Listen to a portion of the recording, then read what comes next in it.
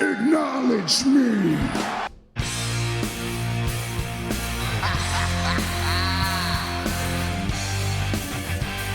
You just made the list. I am the BEST. I'm better than you, and you know it. Damn.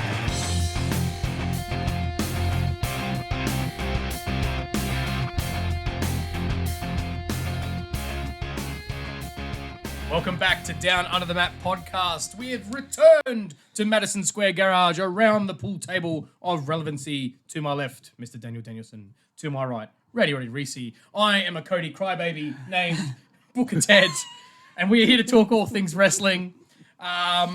Welcome back, boys, to Canberra. We are back in the capital after our whirlwind trip to Perth for Elimination Chamber. We're going to talk about that in a minute. How are we feeling? It's been just over a week since we were at the highest attended Elimination Chamber of all time. Highest viewed? Highest Chamber of all viewed. time. How are we feeling? I mean, we've been back in Canberra since Thursday, so only a few days, but I feel pretty good. Yeah? It's good to be back. Back in familiar environment, and in my own bed, for one. That was the big one. That's for the me. real kicker. Yeah, good sleep. I reckon And I how's had the the, best sleep that first night back that I've had in like 2 weeks. Did it take you a while to get to sleep, though, or were you just out? No, I think I was just out.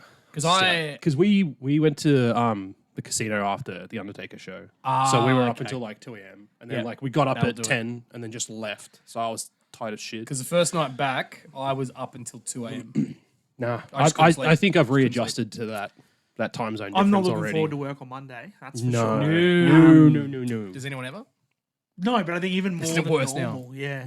No, it's good to be back. Like I have some good memories and stuff of Perth. It was a fun holiday. Spending a lot of time with you boys. Was good. It's obviously all the wrestling and stuff that we saw. But yeah, I was very keen to get home and in my own bed and stuff again. So that was nice. I think we were keen to get home on Monday, and we still had Tuesday to travel back to the East Coast, and then all day Wednesday until the Deadman show. Yeah, that was So we were Wednesday just was a like- long day, and like It I was love a- my brother, but dude, get some fucking aircon in your house. Oh, he doesn't Really? have aircon. Oh, You're joking. no, It was so muggy in Sydney. Oh my he's god! got like the evaporative cooler, and it's fine. Like it does its job, but yeah, it's just Sydney is muggy at the best of We're times. going to add a link to a GoFundMe for Dan's brother. Yes, we will raise all of $2 for him. Oh, man. No aircon. Yeah. You can't Yeah, it do was that. pretty rough. It was rough. Luke, what are you doing, bro? Yeah. That's- But that That's obviously un-Australian. we'll start with the reason why we stayed. Reece and I Yes. stayed in Sydney. Nice shirts, by the way, boys. It's the Undertaker. Nice shirts. $65 shirt. Very lucky to go to the One Dead Man show. Dude, I have like my closet now is full of $65 shirts. After that week in Perth and all the wrestling stuff we bought Yeah. in the Undertaker, I've got so many like Now, Before you guys More get shirts than into days. talking about the show, I think we need to just touch on the fact that we may have reported on our TikTok that attending the show you had to sign an NDA.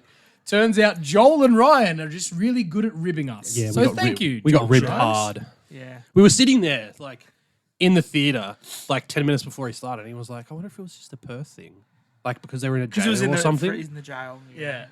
And it wasn't until, like, we left afterwards and Dan was like, what fucking NDA? And they were like, oh, I believe that's what we call a rib. I was just like, you son of a bitch. Hats off to you, sir. No, The good work. Hattersville You Gliding got us Singer. good. You got That's us up good. there with LA Knight getting married. You'll never live that down. So anyway, Righto. talk us through it, boys. How was the show? Yeah. So it was good. What annoyed me the most with it was we knew that going in it was like the Yonder pouch event, so you had to put your phone and stuff away. Yep. What annoyed me the most with this though was that you had to put your phone in before you entered the event. Yeah. So I didn't print the tickets out because, you know, if you go to any event ever, your tickets are on your phone. You just scan your phone, in you go. You couldn't scan your phone because they made you put your phone in the pouch. So we had to go Someone to the desk to we had get to go the to the- tickets printed. Yeah. Which is why, because when I saw it and it was like, Yeah. box office opens at 5, shows not delayed, I was like, why is the box office open? Who's still buying tickets? No, that was for literally every person Everyone. in the crowd to be like, oh, I have to print my ticket out. Yeah. That definitely seems like something that should be mentioned beforehand. It Oh, it was. It was It on the was. email. It did say that it's Whoever recommended reads to- those Yeah, things. exactly my point. Thank you, Ted. Here's me being like, it should be mentioned beforehand. It was. Yeah, we don't read it. We don't read it. So that made the like entrance in like way longer than it needed to be because you had to obviously sort of, like line up, put your phone and your watch in the little pouch thing, but I reckon half the people more didn't print their tickets out, so they were all going to the box office line and took forever. So, that was a pain getting into it. And then all the other people that like you don't take your wallet to these kind of things because everything's on your phone or whatever. You had to go to the bar to get drinks. So there was a person sitting at the bar that would unlock your little pouch, get your phone out, pay for your thing, put it back in the pouch, lock it back up again. Yeah. That was weird. And there was like this little tiny corner on like The phone corner. the phone corner, and it was like no bigger than the garage, right? Yeah. Where there was just a person standing there, and you'd let your phone out of your pouch, and you'd sit down, and then you'd call your missus or whatever and stuff, and they were just like locked in this little corner of it was so the stupid. entertainment center. It was funny as. It sounds like some sort of like, I don't know, maybe a Seinfeld episode or something. Like it's just they employed a lot more people than they needed to because of this. the amount the tickets were made. I think they had more than enough to cover costs for them. So That's also Perhaps. okay. And so obviously, I don't want you to give away the actual punchlines of the stories, but What punchlines? I don't think there really were any. no. Oh, poor Gabby. So yeah, that was a running joke throughout the whole show. So it was essentially Undertaker was telling this story of like they were on the road. I think they were in Europe, weren't It was they? in Germany. Germany. So yeah, Europe. Germany is in Europe. Yep, that's correct. Europe's a pretty big place, mate. Godfather and the Undertaker, when they were in Germany, they were like they'd been talking to someone in that town, like a lady. A Godfather had. Yeah, no, Undertaker had, and then they got to the bar, and it turns out they were talking to the same. No, that's a different story. You got, sure? you got the stories mixed up. That was him and Jake Snake. That was him and Jake. Whatever. So It all blurred so together. he told two really long stories, right? Yeah, The first that's one, why it blurred together. Yeah, the first story was around the Godfather, and who was Papa Shango, who he's his best friend in the BSK gang and all that sort of stuff with him. Essentially, that he'd been talking when he toured as an independent into Europe. He'd met this girl called Gabby and talked her up like she was like the greatest thing since sliced bread, and she was like super, sexual and stuff with him, and like all these stories and everything for it. And then they went over to Germany, and then him, Godfather, and Gabby went out drinking. And Godfather had a few too many drinks. So then when they went back to the hotel, Godfather passed out in the bed. Yeah. And so Gabby called the Undertaker's room and started yelling him out because it was supposedly his fault that Godfather couldn't do anything. Yeah. So Undertaker's like, don't talk about my boy that way. I'll come sort it out for you. So then he goes up to the hotel room to go help Gabby out. And then supposedly the way that Undertaker tells the story is he then hops on the bed and he just lies flat and passes out as well. Yeah. And so Gabby, he wakes up in the morning with with Godfather's head in his hands, and like Gabby cusses them both out because they passed out on him. Because she was like, "Can you do any better?" And he was like, "Oh." Oh, can I? And then it just cuts to the morning, and it's just like, yeah. Wow. Okay. So and then a failed threesome. the other story he had was Jake the Snake Roberts, because that was actually one of the questions. Was it true that Jake used to tell you where all the good strip clubs were? Oh, yeah, that's where that one. All right. And so then Jake was like, yeah, they went to this strip club in New York or whatever. And he was like, oh, you can meet this girl I've been talking to. And Undertaker goes, oh, yeah, well, you can maybe meet this girl that I've been talking to, this dancer and stuff. And then so they're both sitting at the bar waiting for her. And then she just walks up behind both of them and says, hello, boys. And it's the same chick, which is quite funny. Right. Okay. So, And then they also did a story about Midian, which pretty much no one cared about because naked? Midian. No. no. story? The No, other okay. thing, too, was that there were some kids. And he had said at the start, he goes, I told everybody don't bring kids to this, because pretty much all the stories he was talking about was like backstage Sexual. wrestlers. having Of course. sex. Yeah. So If you've got phones in pouches, man, I want that as a minimum. Like I want. I think Reece and I both sort of feel that the story part of the show is a tiny bit underwhelming. Yeah. He as much as I love the Undertaker, I mean, not to the fact of having him tattooed on my arm, but his stories around Midian and Godfather and stuff were like cool, but not really what I wanted to listen to. Yeah, we wanted more juicy shit that we did not get. But then when they opened up to the Q&A and people started asking questions around his matches and his WrestleMania career and stuff like that. This was a good part. That's of the where show, it got good. which is essentially the part of the show that was the back half of it. Yeah. So we got a good half hour or so of him just like getting Q&A from people that were in the VIP group. Yep. And then it's fantastic. Like, how do you think yours and Kane's careers would have been had you not like had such a pivotal feud and like all different sorts of stuff. okay, so like, some people some really thought good about questions, it. some really like I was going to say, was there anyone that wasted their questions? Because that's probably the worst, is when you hear someone ask a question, you go, oh, god damn, really? I can't even remember all the questions. No, I can't either. There was a couple that made him think something around like one thing he went on, and I think this is something that we as the podcast have agreed with, was around the storytelling. The main thing that he kept on saying was why him and Kane were so good, why his career was good, his matches with, because he said the 4 matches that he had at WrestleMania, the 2 with Shawn, the 2 with Triple H, were the best matches. He goes, I'm happy to put those 4 matches up against anything else in wrestling Because ever. of storylines. And I will say that is the best storyline and best matches ever. And it's hard to Disagree, argue those, yeah. right? Yeah. And he said that you can make a good match as long as it has a good story. He goes, sometimes, and he feels like today's wrestlers, they are way better athletes than he ever was. Yeah. They can do better things in the ring than he ever could. Yeah. They can't tell stories. But they can't tell the story. And I think that this is kind of where he made a slight shot at other companies, saying that you can do as many flips and kicks and different things as you want. Wonder who he's talking about. WWE, of course. Oh, this is a clear shot at MLW. But you can do as many flips and tricks and kicks and things as you want, but if there's no story behind it, people won't care about it or talk about it again in a week's time.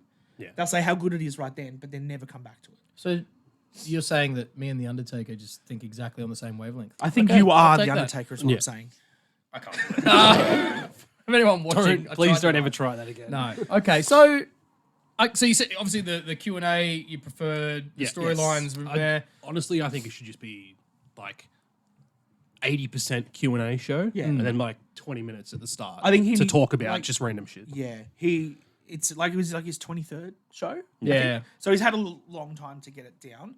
I think that he just needs to probably sit down with a stand-up comedian. Oh, have like a host with him or not so something? much that, or- but like someone like Like I always Baby. go with like Segura or Crush because they're 2 people I know. Sit down with one of them like for a day or 2 Oh, and right, work okay. out how do I tell this story. Yeah. Because the Gabby story with the Godfather, it's a good story, right? But he took 25 minutes to tell the story where it probably could have been 15 minutes, much cleaner. Yeah, okay. He gets that story down, right, and has a really good story, and then has another really good story for about 10 minutes, and then talk about your wrestling. Because the reason that people like us are going to go watch him, I want to hear about that Shawn match. I want to hear about when he dove over the rope and the cameraman got yeeted out of the way. I want to hear all those things from his career that because he was The Undertaker and he never did interviews, you never heard what The Undertaker's input was when Mankind was thrown off the cage. Yeah. I want to talk about that. Do you think maybe he would though? And this is sort of more I was getting at before.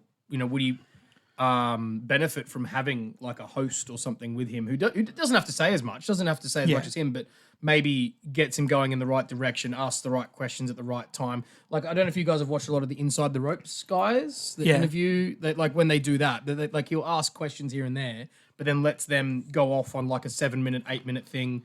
But if they get a little bit sort of off track as to what the could audience work. want to hear, they can sort of weave them back in. You know, maybe it might benefit from something like that. He even said though he's not comfortable up on stage. This is something that he never thought he'd do in his career, and he's learning. And I think the more and more he does it, the better it will be. Yeah. But I definitely agree with Reece that once I went to Q&A and he started to have to think on his feet and just answer, it was a much better show. Well, I think both of you sort of agreed to this and said this before we came on air that it was definitely you were watching Mark Calloway, not Undertaker. 100%. So- It's just Mark. Which makes sense, man. He was Undertaker for 30 years, and now he actually gets to be himself. So he's probably actually enjoying it a little bit, not having to put on a persona. But And the man drinks a lot of whiskey. He does. yeah, he loves I think he must Jack apologize Daniels, for right? like He's a Jack yeah. Daniels a fan? third or half of that bottle of Jack. He drank a lot of it. Oh, so he was drinking it on stage yeah. as he was doing it. Oh, Good man. we also got Undertaker doing a shoey. I did see somewhere that someone in the crowd got the shoe that he did a shoe. Yeah, out yeah. of, Yeah, he apparently. threw one out. Okay. I think the other one went to the The girl lady. that went up on stage and did it with him. Yeah. Yeah. I mean, it's cool. We need Yeah. to get a shoey shoe for the set, I think, boys. Add a shoe? No. Absolutely. Too not. cluttered. It's too cluttered. Absolutely not. Cool. Oh, Okay, so, no, we lost the the flag. It's because I looked around. It's That's what absolutely it your was. fault. I literally looked at it and my... oh, man. Well, talk amongst yourselves while I fix the set. But I guess... What was the next thing we're going to start talking about, What would you rate the Dead Man show out of 10? If you 7. Had to rate it? I would have gone 7.5. Yeah. I think that it was. Not that it was bad. It was just like it took a little bit to get to the good part that we wanted to hear about. Yeah. And also, maybe the price tag was a bit. No, I mean the price tag is what it was. Like, I mean, he has come all the way from Yeah. America. But okay, all right, fair enough. Seven. Solid 7. The one other thing that I'll talk about, because we don't have an NDA, so we can actually talk about this. Thanks, Ryan and Joey Jerks. He was asked a question around his career, and was he ever really going to go during the Monday Night Wars to WCW? And this is where this is a that's a really good juicy part of the question. story where he was talking about stuff. That was probably one of the a good best one. questions that night. And essentially, he was talking about how Kevin Nash and that was calling him and offering him heaps of money, and he had these Every different week, things. apparently. And the boys in the locker room were annoyed because they were still doing things like the gobbledygooker and dumb family type stuff, whereas WCW, Ted, you're horrible. Oh with flags. my god, mate! It was stuck on there. Reece, give it a go. Reese's turn. Where he was saying how the WCW guys were given more freedom, creative freedom, so that's why a lot of people were thinking about it. He then sort of stopped and sort of looked at the crowd and stopped for a second and just said, I know I'm not supposed to say it, but it's Vince was the reason that I say it. I'm not allowed to say his name. At least he was honest. So so he you was can honest. tell that because the tour is still promoted by WWE, Yeah. he was told, do not mention him. And he said that he was so pivotal in his career. Yeah. That's why he's so loyal to Vince. Yeah. That's why he stayed with WWE. WWF, whatever. But good work, Reece. No, I think, but this is the point, I guess, right? And this is another situation where you might not be able to celebrate Vince. Yeah, But it doesn't but mean he you have didn't to- exist, yeah. right? Yes. Yeah. You just don't celebrate him, and I think it's more than fine for me to Undertaker to say, well, it was because of Vince, because It was. it was. That's a Literally, fact. like It's an there is absolute no one fact. else that would have taken that character and given it the levels that he gave Mark. Like, And we know for a fact, man, that they were friends, right? And if you look at history, it happens all the time where people who do horrible things, people who are close to them have no idea that they're doing them. yeah, They have no idea.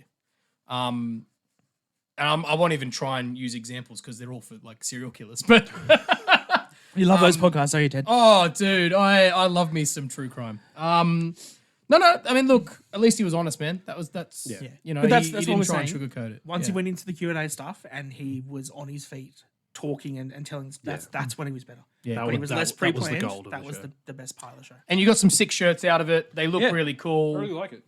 And they're Plus, only we for got- the One Dead Man We show. got tour so- dates and stuff on the back.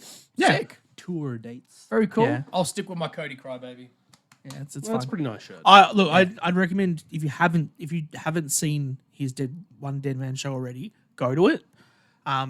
But Well, next time it comes. yeah, next time it comes around, or if you're in America or overseas and stuff, and he does come around near you, go see it. Yeah. Because he is going to be getting better every time. And once, if you do have the money, fork out for those VIP things and ask the juiciest question you can, because he answered everything.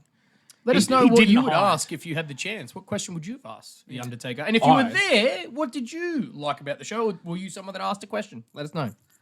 I would have asked him about how he felt about that Roman Reigns match at WrestleMania. Oh, that's a juicy one. That's a good one. I like that.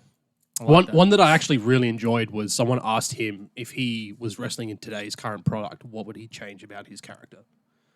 He said he'd keep the Undertaker character the same. He just his storytelling in tweak match it? would be tweaked. So Yeah, the it'd way be he faster, explained it, he yeah. liked to do like 15 to 20 minutes of like slow storytelling. Yep. And then that final 10, 15 minutes is where you ramp it up. You have all the massive spots, get the crowd roaring and that sort of stuff. He'd probably like halve that beginning segment. Okay.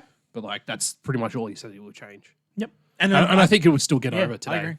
Absolutely. But he's right in the fact that you can't spend, apart from Roman Reigns matches, I think at the moment, you can't spend 15, 20 minutes setting up a match anymore because the crowd don't care.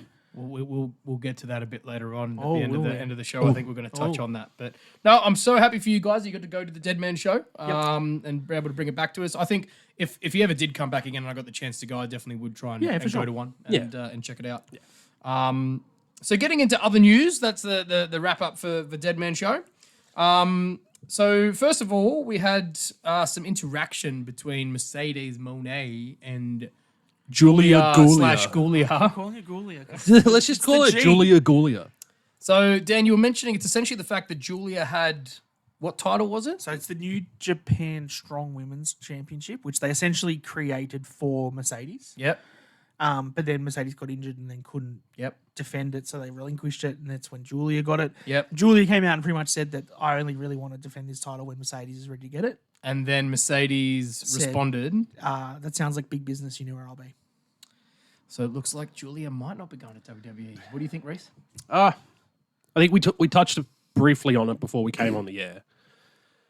As upsetting as that would be, her not coming to WWE, I feel like there's got to be a reason Mercedes is going to AEW. And I feel like she's clicked onto the fact that the women's division is underrepresented. Garbage.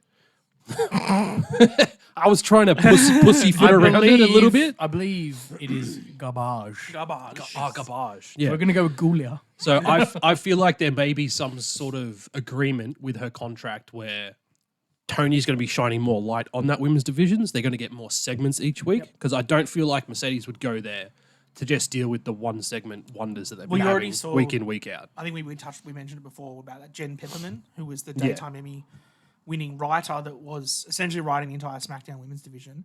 She's now gone to AEW because Mercedes said, I want Jen to work with me. Yeah. And so if Tony is now bringing in Mercedes, And Jen. bringing in Deonna Purrazzo, bringing in Jen to write the stories for it, yes, that's got to mean more than one segment on Dynamite per week, and it has to start including storylines because the stuff with Tony Storm at the moment is good, and the stuff with her and Deonna has been fine. But like up until that point, what storylines has there been around the women's title stuff? Like there hasn't. Like Saraya won it because she was English and it was in England. Like there wasn't a story behind it. It was the breakup of the Riot Squad, but they're not called the Riot Squad. Whatever they called them over there, I can't remember.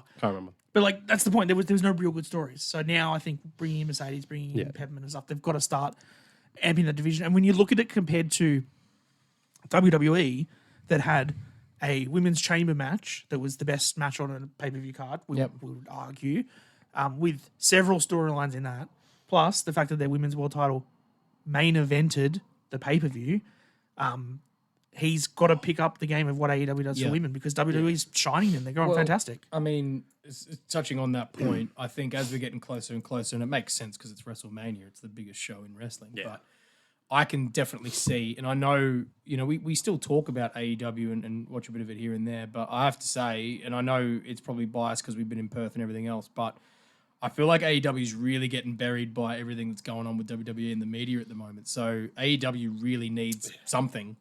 And I really hope that this, like Mercedes signing big business from then forward, it's really going to shine a light because they do have a lot of great talent in that women's division, but there's not enough time to showcase it. Yeah. On Dynamite anyway. Like we don't always get the time to be able to check out Rampage and Collision every week. If we're going to talk about AEW, I'll touch on the other two quick points that I made. There's a new Dynamite logo. Oh, yep.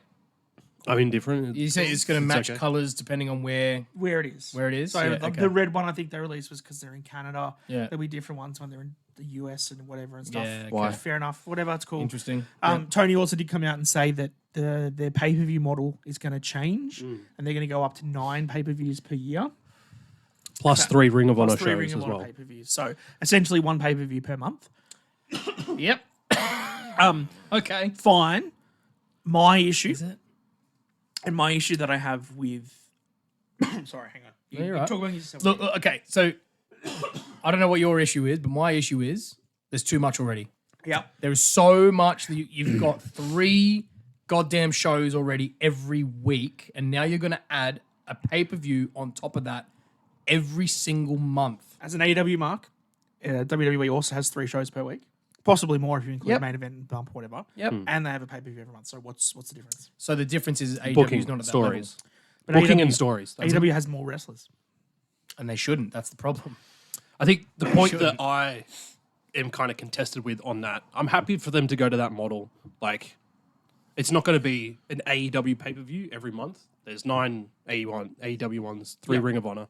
My problem is if they're going to do that, they can't do these special, like, winter is coming Dynamites. Yeah, I agree. Yes. Yeah. They need to scrap that.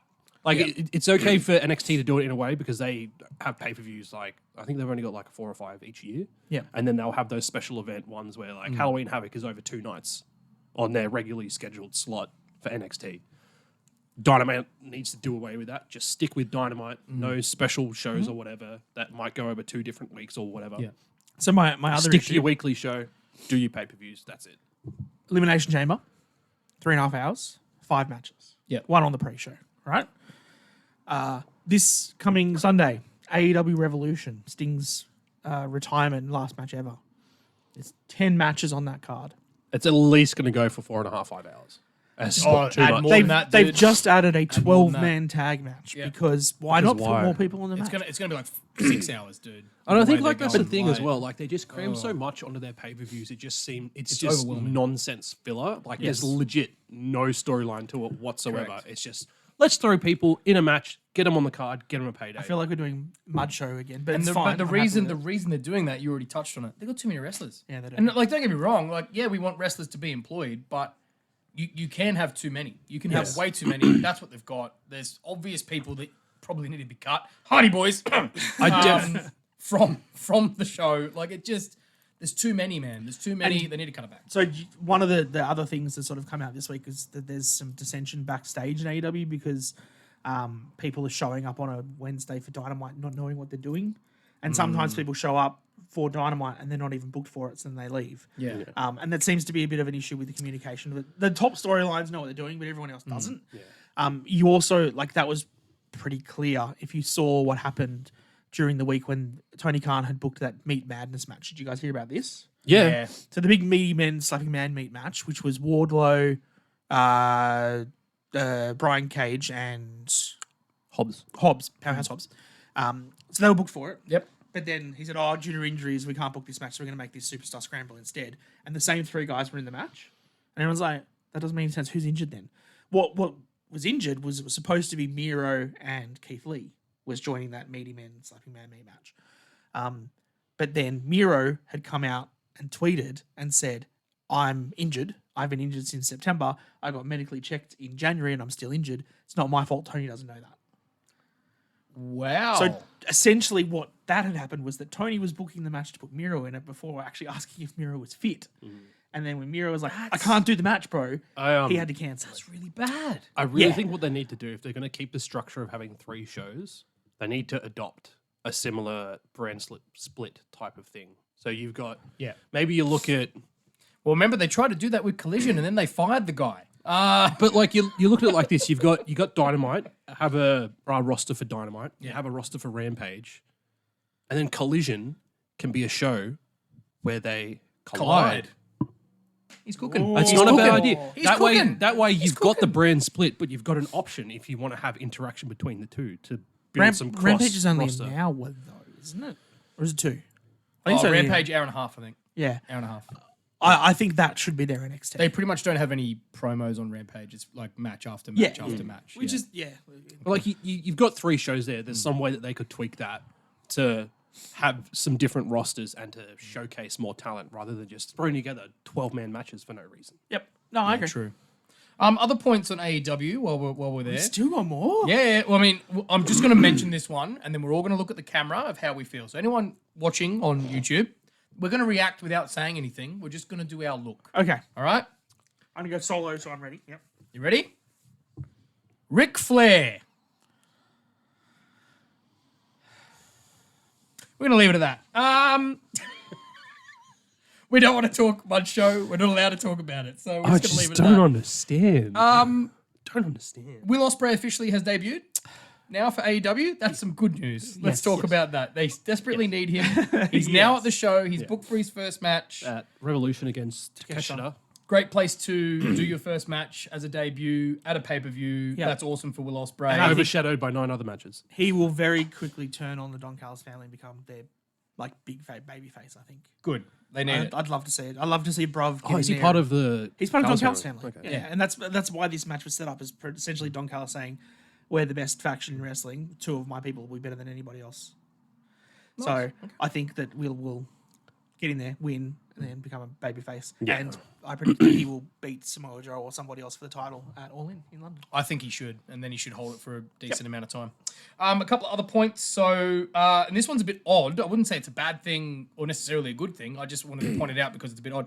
Chris Jericho coming back as Lionheart Chris Jericho, which he's always been someone who's very adamant about not using gimmicks from the past. He hates being like Y2J. He hates referring to, because he's always about reinventing, doing something new. So this kind of shocks me. And it was bit. with White Zombie too. So no Fozzy playing him out.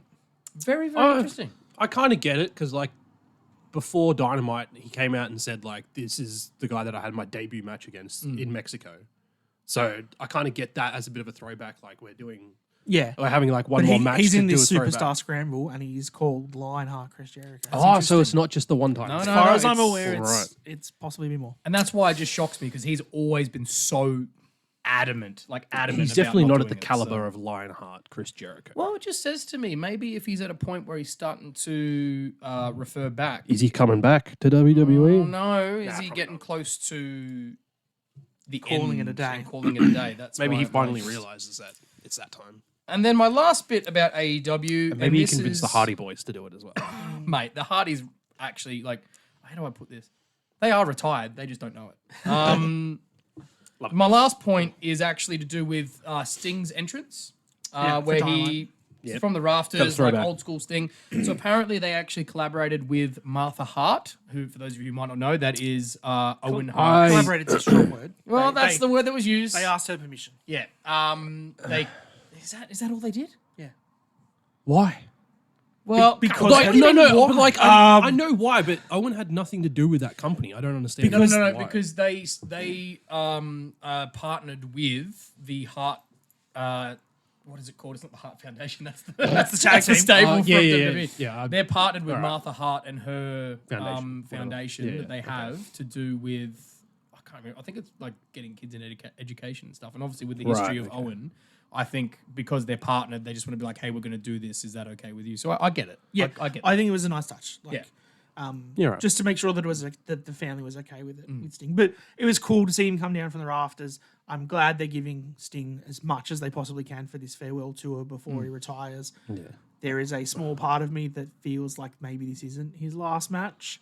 That maybe they do something with Darby and a big swerve, and then they have one match with him and Darby because I don't know if I can see Sting going out on a tag match against the Young Bucks. No, I think I can because I think he's smart enough to realize he's not the man he once was, and Yeah. he needs a tag match because he can't carry a one-on-one Oh, match. yeah, you yeah, I know? get it. Like I think he's smart enough. Like he's gotten to a point in his career where he has really taken this whole time at AEW. Man, he's been in a back seat or at least the same seat as Darby. He's never put himself in front of. Yeah. he's gone alongside. Like Oh, and he's not been yeah. there being like I'm Sting. Everyone look at me. Like he's just part of the team. Yeah. And I think he realizes that he's not that person anymore. You go out on your back. Like that's Yeah, like no, he's that's old fair. school, man. He's been around for a long Yeah. time. So part of me, like thinking about him, is that I'm just really upset for him that his dad's not there to see him. Yeah, that's Yeah, that's retire. really That's- unfortunate. that- and like watching yeah. that promo from Dynamite last week, You felt it, right? that was just heart wrenching seeing that. And like It's a little sad that WWE that was is not Steve talking. That wasn't Sting releasing talking. the footage though. That's, Yeah, you mentioned Yeah, that. yeah. It's I only saw a quick TikTok about it this morning, and I was like, oh, that's kind of a because the argument point that this TikToker used, I can't remember the name. Apologies. Was the fact that when they were doing some tribute stuff in WWE, they allowed footage of like Daniel Bryan and Chris Jericho and all the others to go over and like be part of the video package. Yeah. It's weird for WWE not to repay the favor when they literally have Sting's entire Yeah. history in their video catalog. Yeah. Like WCW, I'm pretty sure they bought some of the TNA footage as well as the appearance that he had Wow. in WWE. And not releasing any of that footage for Sting's retirement is a bit... Yeah, Yeah, that's a little rough. bit. That's rough. All right. Well, I mean, I'm definitely going to try and tune in for that match. I think I want to try and check it out and watch it because I mean, it's going to be, yeah, I'm sure it's not going to be a banger, but in terms of emotion, I think it'll all be there, especially with obviously his dad and everything else. So. Work from home tomorrow. Okay, so that's pretty much most of AEW stuff. I don't really have anything else on there. So the next bit, obviously, we were talking about signings, potential signing for WWE. A lot of people talking about Tama Tonga. That's going to be real interesting. Because I've heard a few things floating around about him already. So. Yeah, he is seen as part of the bloodline. So The Rock and that, because his father is Haku. Yep. And correct. The Rock has said that they, as the Samoans, they feel that Haku is part of the family the same way that we've talked about the whole bloodline dynasty and stuff. So he could come into that. He could also come into it because he was part of the Bullet Club, which when Cody Rhodes was in the Bullet Club, that's also part of it. So he's got ties to a lot of things already. Yeah. Well, I guess because we're looking at the potential split in the near future of the bloodline. So if you get extra heads that way, who's taking whose side, etc., etc. Yeah. I've seen some rumors floating around already that he's going to be going to NXT, and that's why the OC have been brought down there. So it'll be interesting to see them Because of reconnect because of the old OC Bullet and Club the stuff. Bullet Club stuff. So And thank you for mentioning NXT because that's a beautiful segue. The chairman, You were so Sean pumped. Spears. I is back popped with so WWE. hard, man. He's in I NXT. popped so hard. What a legend! He's Like come back. I didn't even need to see the face. As soon as the spotlight shone on him and I saw the little scarf thing he's got over his head, I was Yeah. like, Sean Spears, yes! No, it seems like a lot of people are very excited. I'm happy to see it, man, because he wasn't being used over at AEW. So No, not at all. and especially the fact he's on NXT is fantastic because he's going to be able to work with a lot of the younger talent and help to get them over. So And he's still called Sean Spears, which I like. yeah, doesn't make it confusing. We all know who he is. Yeah. That's going to be a rarity now these days. Is someone going from one promotion to the other and actually keeping their name. Yeah. Other than Cody, who then became Cody Rhodes again. Do you reckon I think the next one to come is Ricky Starks. You think? He's like Cody's best mate. Like they're everywhere, those two. Yeah, but that doesn't necessarily seem to mean that you're going to get Not signed, always, but he what would about- suit a WWE style. What about our favorite scumbag? Oh, that'll be the big Maxwell. one. That'll be the big one. I don't when it reckon. happens. I don't That'll think be he the big comes. Don't tempt me. If I do, I'm never taking that scarf off. Actually, before we get into more WWE stuff, really quickly, the local STARRCAST, Yes. the event in Australia in Ballarat, which is April happening. 12 to 14. Thank you. It was actually announced that TNA have partnered Yes. with Yep. STARRCAST. They're going to be having some title defenses down here, so I would assume Moose, if he's still champion Yep. by then, Jordan Grace. and Jordan Grace That's fantastic. will be That's defending awesome. their titles, especially Lucky because old we've got Ballarat. Mika James hosting her event. Yeah. I'd say if Jordan's coming down and defending her title, it'll be on that for sure. Kingsley versus Jordan Grace. Sure, lock it in. Please, book it in. Book it in. Well, we know that, speaking of Slam champions, is that Yep. Luke Watts will be defending the Slam title at Yes. STARRCAST as well. Do we know who it's against yet? Is there any... No, I don't think don't know? the opponent's been announced yet. But Shelley. mate, if Luke could go up against some international talent, That'd that'd sick. be absolutely fantastic. Yeah. Yeah. I'd love to see that, but unfortunately, I will not be going. Great to know that the Wow. Slam talent is going to be down there, though. That's Yeah, it's absolutely fantastic, awesome. It's especially really with going from strength to with strength. the international lineup that they've got so far. Hopefully, it'll shine a bit more light on our fantastic product Yeah, here in of course. Canberra. And speaking of Slam, March 23rd, I don't know if they're sold out or not. I need to go have a look. Close. It's getting close. Ainsley It's getting Football close. Club. You haven't got your Back to tickets the yet? OG. Jump on it. Back to the OG Ainsley Football mate. Club, man. That's where the crowd's the best. All right. So back to WWE. Maxine Dupree. Yeah. Booed out of the building at a house show after a match. There's been a lot of talk online. Marmy obviously came to her defense. I believe some other wrestlers have come to her defense a lot of as them well. did. Yeah. And then now we've seen Uncle I'm going to Dave. say it's mainly podcasters like us who've come back and gone, you can't tell us not to boo. First of all, before because I know you both got a lot of opinions on it, this is not just because I'm sitting in the middle. I am literally a fence sitter on this one because I can see both sides. Look, I do as well. Like, I'll let Dan go Oh, first no, if he no, wants. Why am I the bad guy? Hang on. No. I know I just Dan's very articulate, and I want think Dan to have the last word on it. So I we've wanna hear both from you seen first. what Dave Meltzer said about the situation, and you've already vocalized that you agree with it. I do as well. Like, Yep. as fans, we're allowed to boo whoever we want, regardless of performance in the ring or whatever. I think there's a time and place for everything. The kind of point of view that I'm coming from with this is, where else is she going to go to get the experience except for house shows? Like, I understand if a match is not good, boo it. That's fine. But she came into the WWE as a valet, and she's now just getting some wrestling experience and having matches and all that sort of stuff. I will come out and say I did pick on her a little bit where after that match with Rhea, because it really shone a light on How bad she was. where her skill set was at.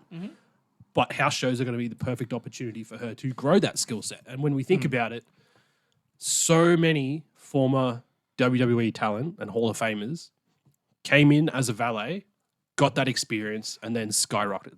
Trish Stratus, for one of the greatest women's wrestlers of all time. Started as a valet, got experience, showed them what she was made of, and then Hall of Fame, numerous titles. I get it, but let's try and not be as aggressive as some of the comments that I've seen. I don't disagree with you, but counter argument. WWE has a performance center for a reason. If we're not comfortable putting Jade Cargill, someone who AEW had on television for several years, into WWE events, be it a house show, be it whatever, and we're hiding her and keeping her in a performance center, why are we putting someone as green as Maxine Dupree in front of a crowd? I don't like that fans attack her, especially online and stuff. I get the booing. If I was there and a match was bad, I would boo it. Yeah, that is and part of what I can do as a fair. crowd, right? But like attacking her is another thing. I also feel that maybe when she has the poor match, you boo the match, and then when she's walking off, don't keep booing her. You've already said we didn't like it, then let her be. Yeah. As she's walking out, and the videos that people have posted, you can see when she's being walked out, she's sort of like got her head down, and the referee's walking out. That's when she's getting booed really heavily. That's not cool. No. Yeah. Like, if she does a suplex and misses it and trips over and slips, you boo her, because that's like, you're watching this product. I've paid my money to go to a house show to watch something in the ring that I expect to be good. If it is not good, I will boo it. That is part of what we do as a wrestling crowd.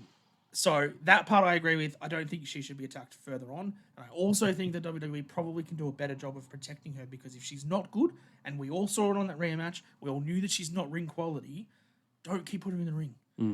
Chuck her in the performance center, put her in NXT, get her to do dark matches after NXT tapings, get her to do whatever you want. She can sit in a ring with Lyra Valkyria for 3.5 hours. You've got Make her better Yeah. before you put her in front of people. You've got NXT Level Up and you've got Main Event there as well, which is a product that not a lot of people watch anyway. Use those shows as an opportunity. And to house shows help aren't her. televised. House shows are meant to be, like you said, where you put these talent through. But house shows also have the main event being Cody Rhodes versus Drew McIntyre. Yeah. Fans are going to expect a certain level of wrestling when they go to those shows. Yeah. Okay. Yeah. Look, I agree with all your points. No, I really do, fair. because like I get it, right? Because I look at it and go, there's other people that we boo.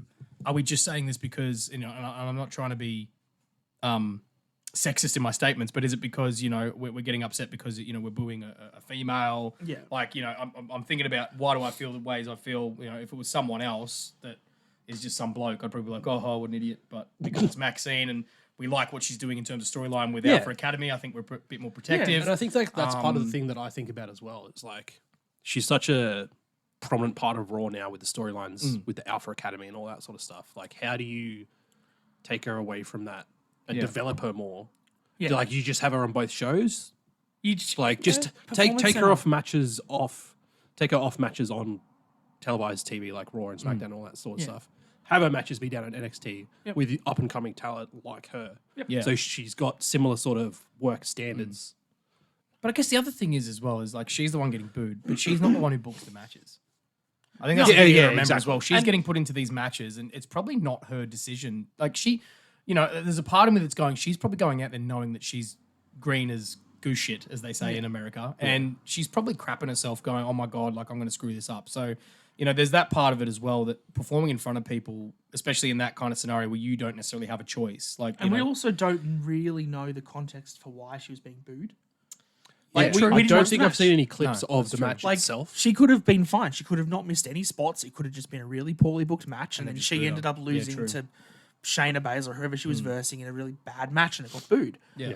She could have botched every suplex, missed everything, run off the ropes the wrong way. She could have been horrible in the ring. We don't know the context. For that. No, that's So, it's hard. I personally think that she is a great character. I think she's really good Yep. on Raw. I think she has the potential to be very good. If she is this green, she should not be in a ring in front of crowds. Yeah. But fair enough. Okay. Let us know what you think at home. If you've seen any more of it, if you've actually seen any footage of the match, what do you think of it? Send a link so we can check it. Yeah, please do. So really quickly about some of the shows. So Raw and SmackDown, we want to cover some major points from it. Obviously, we can't cover the entire thing because there's a lot cooking in a lot of stories because we're in Mania season. So there's a lot going on. I think some of it's pretty... 5 weeks, baby. Yeah, 5 weeks. some of it's pretty obvious. Like, I think a lot of it's been sort of, what do you mean? Call your shot, all that kind of stuff, right? Telegraphed. Thank you. That's the word. Thank you, sir. It's been telegraphed. And there's some of it not so much. Yeah. DM Hunk, Mr. Drew McIntyre, that he promo. is the hottest man on the mic right now. 100%. Just putting it out I there. agree. Other than Hollywood Rock, which we'll get to. Yes. But he is just, oh man, he is peaking like so much. I'm loving every promo he does, and he The doesn't fact that he's necessarily talk maintaining too much. 2 feuds simultaneously Yep. with his Yeah. promos is just outstanding work. Yeah. It keeps you interested in what he's doing with Seth Rollins, but it gets me so pumped to see the potential of what's going to happen once CM Punk comes Dude, back. man. when he said the doctor said that he wasn't fit, and he goes, "Who do you think I am, CM Punk?" Oh, best. And then sat down cross-legged in the middle of the ring. Perfect. Don't look up my kilt, you perv.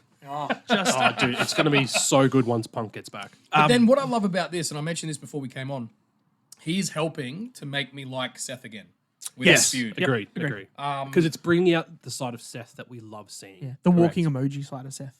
That was a good call. Not quite. That was a good call. Yes. But no, it's making me really. I think this is what the world heavyweight title match needed. Definitely. It's don't get me wrong. Seth and Cody would have had a good match if we'd gone down that path, but it wouldn't have this story. I It went just back wouldn't and have this watched story. WrestleMania 38 when Cody debuted. Yeah. That match against Seth. Yep. Jeez, it was a good match. Oh, brilliant! such a good match. Brilliant. It would have been good, but I agree. Drew is doing so well to build up the feud, whilst Seth is partly distracted with all the Cody and Bloodline stuff. He doesn't really have the time to focus on Drew. Having Drew focus on him makes Drew look like the centerpiece to this match. And Yeah. I think that's going to be really good for them come WrestleMania. I'm starting to agree with Ted's opinion on what's going to happen at Mania as well. That it's going to be a fairly quick defeat of Seth Would Rollins. you, Five would you minutes. like me to? Would you like me to put it out right now? Put it out. I agree. Okay. Like 5 So minutes. the theory is now that we're skipping ahead a little bit, but obviously the fact that the tag match has been, Essentially. pretty much made official, right? That Essentially it's going to locked be Rock and Roman versus Cody and Seth on night 1. More than likely is going to be the main event. If not, it'll be the first match. It'll be one or the other. It's not going to be somewhere It'll in be the main middle. event. It'll be main event. So obviously Seth is going to wrestle that. Most likely will play off that it's going to hurt his back or injure him. He's not going to be 100% for his match against Drew.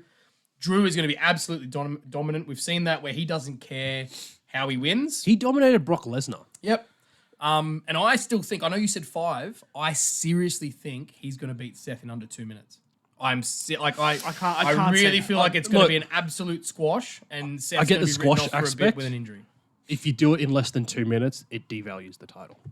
Yep, that's Because, ruins like, it, like the Bryan. When they defended this at WrestleMania 28, I think it was. Is the First Bryan match of the and night, Sheamus? 30 seconds. 18 seconds. It was 18. 18 We're seconds. talking about Like- Sheamus and yeah. That was essentially a mid-card title. Yep. It was absolutely But ridiculous. also I hated it. remember that was the Brock Rumble. Lesnar That was the and Rumble Goldberg. winner. That Yeah, was but also that was 5 minutes of finishes. Then that's two Yeah. big guys. I think about 5 to 10 minutes. You get Seth to get a little bit up and start sort of getting a bit smart ass, and then Drew just destroys him. Dominates. one big headbutt and a future shock DDT, and then just Claymore. destroys him around, and then claymores him in a couple of minutes. Done. Yeah. I think that needs to be done, and then you Under 10, for sure. You let Drew then like have that title. That one up there that we got from Perth. And he's going to mock the hell out of CM Punk and the fact that he has that until title. CM Punk comes back at SummerSlam, and there's your match. Put Punk on commentary for that match too. So Drew's there mouthing off at him while CM Punk's on Punk commentary. has been confirmed to be booked for the last Raw before Mania. So Commentary. Let's a do lot it. of people are Book it like, in. they want to see him as special guest. Just leave him on commentary. I think ringside as commentary is probably your best guess. Yeah. I think 'Cause there's then, only, like- there's only one person I want to see on commentary more than CM Punk. Pat McAfee's already locked in, bro. KO. Kevin Owens. Kevin Owens. Oh, he yes. on SmackDown Yeah, true. was the best. Yeah. Absolutely. He is very funny. Could you on commentary. imagine, like, if you actually had a commentary thing for WrestleMania? You had Michael Cole, Corey Graves, Kevin Owens, and CM Punk. Dude, I'd be that'd be more amazing. entertained by what they're talking about than what's happening in the ring. I just talk, boys. I want to hear all your stories. I'm so excited for Mania now. You get me all excited. What else have you got? The main one for Raw, because obviously again there's so much that's really good that I wish we could talk about. But I Sammy think most people Shinsuke have was seen it. fine. Sammy got his Yep, win back. and that was what he needed. But the Intercontinental title, right? I'm There's getting a lot going pumped on for here. this. There's a lot going on. I'm getting pumped. First of all, I want you to mention, because you shared it with us, the Chad Gable video package and promo. Yes. Obviously that he made around Christmas time. Yes. So he did a video on Instagram a couple months ago just around how much the title and stuff meant to him, how, Gunther essentially made his daughter cry and how he needed to get revenge for that and how... And that came through in the promo and Raw as well. It did, correct. But this video, it's a couple of minutes. It's really, really good watch. And it was all done by Chad. It was all filmed and stuff by him, cut together and stuff. It really, really puts him forward as that sympathetic babyface that you wanted. What was it, 4 or 5 months ago when he was feuding with Gunther? Yeah. And he was peak Chad Gable. Yeah. This 2 minutes gets you straight back. Straight back to it. Straight back there. Yeah. And they've that's obviously been fantastic. waiting for that moment to be able to bring it back to that storyline, because Yes. obviously Gunther's been feuding with a few other people. Yep. And in saying that, that's where I guess for me, it's a little bit confusing, and I think we mentioned about it because obviously him and Jay had a really good match. Jimmy interfered, potentially setting up for a Jimmy versus Jay match at WrestleMania. Yep. Well, However, Jimmy has cost Jay Yep. the Universal title, Yep. Tag titles. the tag titles, Yep. And now the and Intercontinental. the Intercontinental. So it's a lot. In the last 6 months, he's cost Yeah. him 3 title matches. We could have had Jey Uso as a Grand Slam champion. We could have. But he he's couldn't cost because it. of Jimmy. And he's cost it. So, but then in saying that, so that throws a spanner in the works, because we think, obviously, it's assumed that Jimmy and Jay will face off at WrestleMania. I'm a little bit skeptical because even though I'm a massive fan of the one-on-one matches, that means that there's going to be a lot of one-on-one matches on the WrestleMania card. So we'll wait and see. But the big... But you said they're the best type of matches. They to are, tell but you stories. can't have too much of a good thing. Reece? All right? If that match, which we assume is happening at WrestleMania, is that before the Bloodline tag match or on night 2 after the Bloodline stuff has happened? I'm not even going to try, man. It's a think- Booker's nightmare. I think night 2. I think it has to be night 1. Because if you then go into Bloodline rules for the main event of the second night, Jimmy's got to be included in that, and Jay has to interrupt him. You can't do that after they've had their match. Half an hour beforehand. Well, I don't think it goes on late in the card. I feel like... I reckon it's like second or third match, night 1.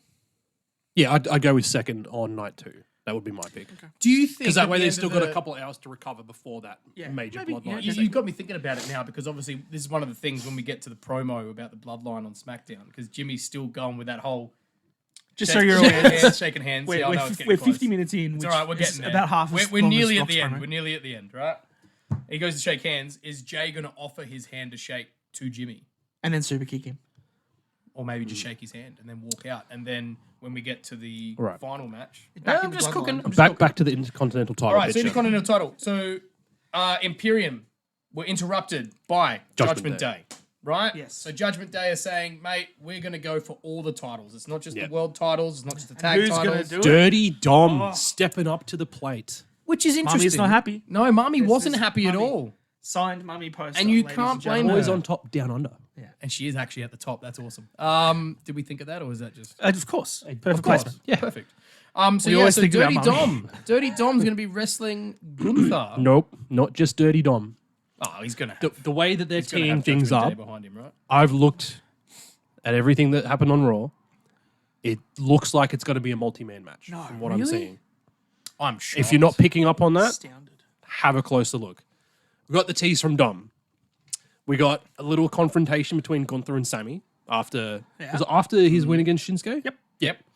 We also got the promo from Chad Gable with Adam Pearce. Yep. So that's at least a fatal four-way. And we also had Bronson talking a couple of weeks ago about how he wants to get back into a title shot. So Bronson reads around. So there's 4 people. Plus, you then got the fantastic street fight between Imperium and New Day. Uh-huh. I think that Kofi or Xavier is going to somehow be involved in this I as well. would like to see Xavier in that. I would like to see Xavier too. I think he's undersold compared Definitely, to Kofi. definitely. I'd love to see him in it. Do we want it to be a ladder match for the Intercontinental title? I mean, I think that's one way you could get Gunther to lose it without him losing any Oh, no, no, credibility. no, no, no, no, no, no, no. That's not no. what we're saying. No. Not at all. Gunther was originally booked to beat Brock Lesnar at WrestleMania for the You think that Intercontinental Gunther's title. going to overcome everybody? and still hold on to it? 100%. He's going into that match, odds fully stacked against him, and Yep. he's still going to come out on top. Okay. 100%. Because if you look at it that way, if they were originally going to have him beat Brock at WrestleMania, what's the next best thing? He overcomes 5 people. Yeah, no, that makes sense. Could you imagine the end of this ladder match with 25 minutes of carnage in, Sami Zayn almost up to the top to reach the title. As he's reaching all this, Gunther just comes up, slaps him, and he just falls straight off the ladder. Yeah, And then Just Gunther a gets the massive title. overhand Just chop. a huge Okay. boom. Look, what I love is that this is one of the ones. Oh, it's that getting isn't- This is exciting. one of the ones that isn't telegraphed. Yeah. That was essentially what I was getting at. There's when so we much talked about it, potential right? here. Like they Massive. could go and rehash Gunther versus Gable, which Yeah. none of us would complain about anyway. Yeah. You've also got all these other seeds that they're planning. So there's so much potential. They could also do a tournament Just or throw it something. all yeah. in. But there's also it's one of those matches where all those people you just mentioned, if any one of them won, it wouldn't. They could play it off. I would love to and see people Dom would love win. it, right? I would love to see Dom win, but I reckon Gunther goes over. You imagine if Dom Okay. wins and Damien cashes in on the Seth Drew winner, and then Judgment Day comes back out on the Monday after Raw. Mummy's got a title. They've got the tag belt. Yeah, they've got the and they've actually got title. everything. Dom's got the You mentioned it. Intercontinental title. Good segue. Poor JD Wow. McDonough's got nothing. Okay. Quickly touch on tag titles. Oh, Did anyone catch that Yes, of little course I hint did. from Nick Aldis on SmackDown? yes, I heard it. Talking to Adam Pearce about the tag team titles, and they've got Something some come up. news coming. Well, because they didn't say anything. Because the new Catch About Republic, bloody time! New Catch Republic said they want a rematch, and Adam Yeah. Pearce is like, settle down on WrestleMania, boys. Like, I don't think so. And that's when he said, yeah, me and Adam Pearce have to have a discussion around Okay. the That's tag titles. Yeah. He didn't say at WrestleMania. He just said tag about titles. the titles. Okay. About time. Split. Very good to see. About time. All right. Probably about 12 months overdue. We'll jump on to Jeez. some of the stuff that happened at SmackDown really quickly. Now, the smaller stuff I'm literally going to skip through. We won't talk about because we're going to get Yeah. to the big bloodline stuff because that's probably the biggest story, right? So first of all, I'm not doing this in order. Rey Mysterio returned. That was telegraphed. It's Yep. going to be him versus Santos in some fashion at WrestleMania. Yep. Awesome. Looking forward to that. Already said Zion Quinn returned, thank God. Bronberg, as I call it, Bron Breaker. Which, very Goldbergish style match. Spear one, So two, three. the context, that was a 4, like WWE had it listed as a 4-second match. Yeah, right. The context is, which we'll talk about, was that The Rock's promo went maybe about 3 hours too long. Yeah. Oh, So we'll get they had on the pre-show notes for SmackDown, the Tiffy and Naomi match was cut back a segment. That was also great because it looks like they're clicking onto the fact that Tiffy got a great reception down Oh, here. fantastic. Rocket. Yeah. She She's also, on her got, way she up. also But got that- a good reception there too. Yeah. That It got was cut down in time. Obviously, the Bron and Zion match got cut down in time, and a few other different things. So, The Rock can talk. Yeah. And then obviously we had Dakota turning on Bailey in the Yeah. tag match. Yeah. And then including herself in the beatdown. I think of they Bayley. pulled the trigger a little quick. No, I think this I'm is okay about the with right it. time. And I'm still sticking with the fact of I think it's a double bluff, and I think Dakota's going to help Bailey to win the title. Dakota at is a WrestleMania. shit-eating heel. I love her like this, 100%. She, okay. dude, you didn't watch NXT much. As soon as I saw No. her like Bailey reaching for the ropes and Dakota wasn't Yeah. there, and then she jumped up, I was like, They're doing the tag. Yeah. bit. The best one I can't remember was where in NXT there was Tegan a Knox. War Games match with Tegan Knox. They were like besties, and then essentially, it was the cage opened for some of the Tegan went to go out, Dakota pulled her back and went out instead. and then And locked her then back in the cage. turned Okay. around. Look, I'm excited for it, and I agree with CM Punk on this one. I don't think Bailey's getting enough credit. She's a Royal Rumble winner. Absolutely This story's not. cooking. She is getting a little bit buried behind all these other great stories that are happening. Yeah. Let's not forget about Bailey versus Io Sky. It's going to be an absolute banger and an I'm opportunity to steal actually the show. really excited for that match. I think it's going to be good. I know you want me to move on when you talk about The Rock, but I don't think this is being buried because of Bailey. Yeah. The longer this has gone on, the more I've realized I don't really care about EO as the champion. No. I We all think- care about Bailey. I think we cared when it happened, but within a month, we I were think we just- cared about when it happened because it was a cool cash in because she had the money in the bank. That was sweet. Yeah. But the entire time that this has happened, I have felt like Damage Control has been the women's champion. yeah, not true. EO. No, that's Yeah. very true. And now that it's separated and Bailey's coming out, I care a lot less about what EO has been doing. In the ring, she's fantastic. I love her work. She's really good. But as a character and the way that the Kabuki Warriors are, I feel like Asuka and Kyrie are more dominant in the way that's portrayed than what EO is. No, I get you. So the sooner that we can get to WrestleMania, the sooner Bailey can win this title, and then EO and that can go off and then be the Kabuki Warriors and separate from the title, much better. No, I agree with you 100%. All right, let's get on to the bloodline. There's a lot to unwrap here. We're gonna Should we try talk and for get 40 through it. minutes? about No, it? let's not do what they 21 did. minutes like the first one on Instagram. And then another 40. So we'll then talk another about it for an 40 hour. segment, yeah. Okay. Well, I sounds guess that's the first point we talked about before we came on air, right? So there's a 21-minute video by The Rock on Twitter aimed at Seth, Absolute aimed at Cody. fire. It was great. For most part. It was probably about 11 minutes too long for my liking. There was just a lot in there, which then when we talk about the promo on SmackDown as well, very similar. Like, he's great. rehashed a lot of stuff from that promo as well. I he think did. that was the part that annoyed me the most. Was like, I think it was like maybe 2 hours before SmackDown, I watched that video. Yeah. And then watched SmackDown. They opened the show, and he just rehashed a lot of stuff from that video. Yeah, Like, he really did. if people hadn't seen it, tell them about it. Yeah. They can go watch it. Don't rehash half of it. And on also, SmackDown. was anyone on Pro Wrestler Counter at all? Pro Wrestling? The amount of times Pro Wrestling, No. Pro Wrestling, But I Pro also Wrestling was mentioned? noticed that he now says sports and entertainment. They've always Isn't said that that. interesting? No, it's always been sports entertainment. I'd say it's because it's TKO and they Unless you obviously guys have haven't UFC picked up as on well. that sooner, I've heard them say sports and entertainment a lot. I in was the a sports history. entertainer. I never knew it was and. Like, unless that's like Yeah. you said a TKO thing. I've only just sort of picked up on them starting. They do to use both, separate but them. I've definitely heard it being used Okay. frequently before. Because Because I think yeah. like with Rock specifically, anytime that he's come back, he refers to himself like that because he's wrestler and a movie star. Yeah. So maybe like his promos, he's always used it. yeah. But now that they're TKO, it might become a bit Because more maybe of it's a broad term because as I'm well. I'm used to like Michael Cole saying the biggest event in sports entertainment. Yeah. So like the WWE have always called it that, but Yeah. now maybe they're delineating it. Who knows? Now, what I loved about this whole segment, obviously Roman came out first with the Bloodline with Paul Heyman. I love the fact that he was like, if you're not on board with me, I'm just going to leave. I'm just going Yeah. to walk done. out. Yep. Yeah. I Great. like this story because it's going towards Booker Ted's theory. And that's about and that's WrestleMania something main that we event, haven't about really just walking seen away from and being Roman stopped much. by everyone else. Is like him like demanding people Yeah. to acknowledge him. Usually it's just he says it once. For the people line do for it. the pop, yeah. Yeah. Yeah, exactly. And then obviously he wanted to leave. Paul Heyman did the great thing of we've got to wait because he's coming. He's the people's Yeah. champion's coming out. And he sort of held the microphone just close enough that you could still hear what he's He's saying. but he really wasn't good at presenting doing it that. to the crowd. He In did a moments great where they're job. just like having a conversation, he's really good at holding the mic in a spot where you can still pick it up and then portray Yeah. that to the audience. Then obviously The Rock came out. Loved the jacket shirt. that he's wearing. He's gone full Hollywood Rock now. And obviously this whole segment, we already mentioned it before. I think it was just too long. Yeah. I did make a note, and I already said this to you boys. He'd make a great politician because he really loves talking around the point a bit. Yeah. If I think maybe they just need to cut it down just a wee bit, just to make it more to the point. Yep. But it's hard to give Rock criticism because he's like the greatest of all time on the mic. Yeah. But all the camera angles that we saw with, especially when Rock was coming in of Roman facing the other way and the little lip curl that he's doing and the, you can see that he's taking all my limelight. And obviously I love all the references to this town as the number one use for So I watched the the drugs and everything Fightful else. Select. Fact checked. Yep. It is correct. Perfect. Phoenix, Perfect. Arizona is the largest Number use one. of cocaine and meth in America. And There that you was go. factually Congratulations to Good work, Phoenix, guys. Arizona. And well done to The Rock for doing his research? For his research. checked. There's crackhead Karens and meth head Marys. Yeah.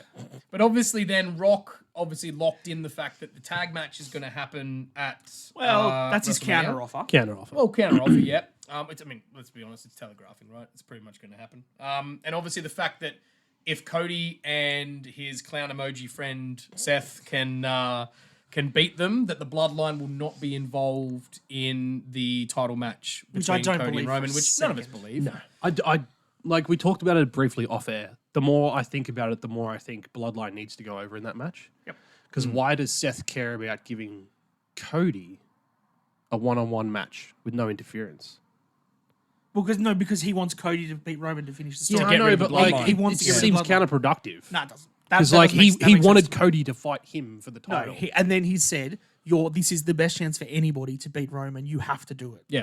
Seth wants this. He wants to break up Seth the will bloodline. Absolutely. Want It's not that. just about Cody beating Roman, it's about him breaking up the bloodline. And, because, That part of Seth it makes already talked sense. about getting the head off the snake and all that kind of stuff. So, Or is this just conniving Seth that we're seeing and he's Let's not overthink. planning? No, yeah, I think we're overthinking. We're overthinking. Too much. Let's not overthink Seth. Hey, I'm on board with overthinking about that. There's got to be something about it. I really did love the fact that Roman interrupted Rock's "If You Smell" right at the end. So we're skipping right to the end. Yep, and got and the fired up. reaction from the crowd was perfect, and the fact of you need to acknowledge me, and just that whole part of the segment I think was the best bit because the sure. timing and the pause and everything else was the right amount of time. And for Heyman that. shitting himself in the background. And I love the fact, actually, I'm going back again a little bit, but we talked about this. Rock took all of 5 seconds to get Solo over where he hasn't been able to get over for the last 12 months. And he got the crowd chanting Solo just for the sheer fact he said that. I know he doesn't look like it, but that's his happy face. And I love that Solo just has to go, I'm not laughing, I'm fine. He does pretty well to keep a straight face, man, I tell you. And the fact that he's going to sing the anthem and he's got a beautiful voice and all that kind of stuff, that stuff I loved. And Jimmy, you didn't quite see it because he was off camera trying to shake Solo's hand. Anytime he tries to do that, I'm just like... Oh, that whole thing. But as I said, squeeze it down. But obviously, Roman demanded that Rock acknowledge him. There was that moment where we thought, is he going to acknowledge him? He did. We got it. Yeah. And this is Reece. He's jumped on the bandwagon of what he's seen on the internet is the acknowledgement with a little, what is it? Let me try and make sure this is good on camera. He popped the L out, and then he tucked it back in. in. Do you think that is actually meaningful? He is either... Not at all. Dan's like, nah. He's either clicked onto the fact that people have pinpointed it from the last time, 2 weeks ago, I think it was. And now he's just doing it to stir people. Absolutely. Or... No, that's what The Rock's doing. Or... Yeah. No. Or... No. Now. And we'll see. We'll see after WrestleMania. Did you guys actually watch the whole Rock promo beforehand, the Instagram one? Yeah. I know you didn't say I you skipped watched. through it. No, I watched the whole thing. The main, like... I was getting bored with it because I'd already seen... I watched it after SmackDown. Yeah. I started watching it and I'm like, you're literally saying the same stuff you just said on SmackDown. But there was some extra backwards. bits. You're supposed to watch it before SmackDown. Yeah, but I didn't get that chance. The point where I think like when he got on that video when he got really fired up and was calling Seth whatever he was calling him, the walking emoji and stuff. Walking clown and emoji. eventually when he got to Cody and then like when he tries to finish it up and he's like, hey Cody, fuck your story. Oh, I popped. That was the point where I was like, this is full Hollywood heel. Yeah. He is fully again. And then when What about goofy ass dog? oh yeah, you goofy ass dog. I'm going to run And over your goofy ass dog. the fact that he came on SmackDown and said, like, you offered a one-on-one match, that's not going to happen. Like, that is not what The Rock's doing. And then he offers this counter thing. This I love. But This so character many, I love. There's so many seeds planted because the other bit we're not even talking about, there's not a man back there that can take out The Rock. the chance for Triple H. Dude, yeah, but I don't know if you've seen online now as well, because if you follow a certain rattlesnake, he is in the gym very regularly. I did see that on TikTok. I think it was this morning or last night. And there's a lot of talk about the fact of, because Cody mentioned about hunting The Rock. Stone Cold is an avid hunter. He's known as, So is the Undertaker. Yeah. So I would not put it past them. And let's be honest, one of the biggest matches of all time at WrestleMania is Rock versus Stone Cold. Hold up. Oh, Reece wants to do some cooking. He's cooking. Quick, Tag match. cook. Yeah. Tag match. Yep. Main event. Yep. We get outside interference because it's the bloodline. Of course we do. Yep. Glass shatters. Out comes Austin. We get one final Rock versus Austin face off. Oh, I'm getting goosebumps just thinking about it. Do we get the reenactment? It wasn't at Mania, but do we get the reenactment where he hits Rock in the head with the chair? Rock goes down and then he pulls either Seth or Cody onto his lifeless body, and we get the 1, 2, 3 like Mankind versus Rock when Mankind won the title. Or like when Sting came back at Survivor Series. Yeah. Did the same thing. And Seth and Dolph Ziggler were knocked out for like 5 Stone Cold minutes. is definitely teasing it. I've seen his. He's videos. probably jumping on teasing board it. too. But And like, come on, it's man. WrestleMania 40. Exactly. He'll be there, for Exactly my point. Like, look what happened to open WrestleMania 30. We had Hogan, Rock, and Austin. I was There's just got to be thinking, some massive shit going down on What this if we show. all hope that it's Stone Cold and it's actually like Maxwell Jacob Friedman. No, the big thing happens. There's bloodline interference everywhere. Everyone's falling down. The Rock's just starting to get up, and then we hear the real American. Oh no! Yeah. Nah, Stone Cold. Glass shatters. Let's stick with that. One really last thing, because I think most of our shows leading up to WrestleMania are going to be probably a lot about WrestleMania, so we won't talk about it too much. But Hall of Fame? Question mark? We're 5 weeks 5 out. weeks out. Nothing yet. Yeah, that's. Has it been canned? Is it even happening? The more time goes on and the more people they induct into the Hall of Fame, the more I realize I feel like it's running pretty thin at times, and sometimes people just get inducted because they're just there. like Drew Carey? Like, the I know they celebrity do the wing, celebrity yeah. stuff. Well, but, Trump's like, there too, remember? some of the wrestlers, like, I'm probably like got to get on people's nerves, but Don't you dare talk bad about Rikishi. no, I'm just thinking like a lot of it is like He's going to say X-Pac. very far out of our time period. Yeah. that it doesn't really affect like the new 30 to No, I younger get what you're crowd. saying. There was a lot of filler. There was a lot of Yeah. mid card, lower card because you'd have your And one. I feel like star maybe and- it'd be better yeah, off no, I to get do you. it like maybe every couple of years, every 3 years. Maybe that's what they're doing. I mean, we haven't heard anything, so that says to me that it's not happening. I Or think if it the does, first- it might just be a segment at WrestleMania. You did know, where also they normally say- bring 'em out on I think the stage. first thing that we thought about was the fact that it was mainly going to be showcased around Vince, and now that gonna all be this Vince. shit Yeah. has gone down, it's and now not they just happening. canned it. It's also WrestleMania 40. You can't not have a Hall of Fame at the biggest WrestleMania ever. It's going to be interesting to see. We're going to keep our eyes open, but it's a very short period of time to get it sorted. So that's it. That's another episode. We crammed a lot into that one. There's a lot to talk about. There's going to be a lot more to talk about. We're only 5 weeks out from WrestleMania, the biggest show in wrestling. I'm super excited. I might just stay here the whole weekend. Yeah, Just stay, man. And also, I mean, it's not what the podcast is about, but NRL starts in a few hours. Yeah, I'm so pumped. in Las Vegas, baby. So Vegas. check that out. I don't know what the crowd's going to be like. I'm looking forward to seeing how they went with selling tickets. 40 or 50,000 tickets, Oh, I reckon. Holy shit! Really? They sold 40,000 seats already. Yay. And because it's in Vegas, they predict between 5 to 10,000 shop. Fantastic. Because that's what Vegas is. Any of our viewers who are in America, if there's any pumped. of you there, if you go to the game, let us know. Let If us know there's what the any coverage is viewers like. that can handle our Aussie accents. G'day, mate. Hey, yeah, brother. Shrimp G'day, on the Cobber. barbie. That's another episode of Down Under the Mat, done for another week. Thank you so much, Mr. Daniel Danielson. Thank you, Rowdy Reece. Thank you, Ted. Thank you so much. Booker Ted here, the Cody Crybaby. We are back in Madison Square Garage around the pool table of relevancy. Bang, bang, scissor gang. We'll see you here next time, guys. Pew!